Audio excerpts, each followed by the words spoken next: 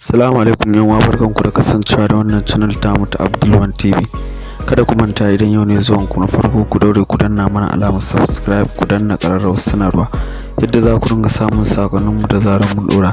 Sannan ku mana liking din bidiyo din nan da share. Abdul1 TV. Barkanku da kasancewa da mu a wannan channel tamu ta Abdul1 TV.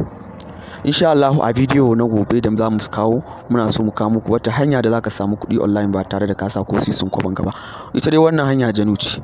Ba za mu kawo muku abin da baya yi ba, sai mun tabbatar mun gwada shi, mun tabbatar da ingancin sa. Ba kamar yadda wasu sauran channel zaka ga suna kawo platform ko application na samun kuɗi wanda ba su gwada shi ba, kawai su turo su sa mutum ya je ta shan wahala. Za a turo maka da application ka je kai ta inviting kana tara kuɗi kuma na iska. Kuɗin da ƙarshe su fita, sai dai mutum ya haƙura ya watsi da abun. Ko kuma a ce za ka yi kallon bidiyo ka samu kuɗi, sai ka gama ƙonar da datar ka kalli bidiyon nan kuma kuɗi sun kai limit ɗin fita, sai su yi withdraw.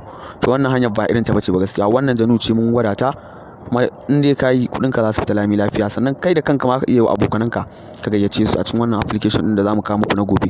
Za ka iya gayyatar mutum, kana gayyatar mutum za su ba shi katin naira 100, kai kuma za su baka kuɗin ka na gayyata da kai. Sannan kai ma an ka buɗe za su baka kati buɗewa ka na farko. Sannan za ka samu kuɗi da wannan application ɗin sosai idan ka dage.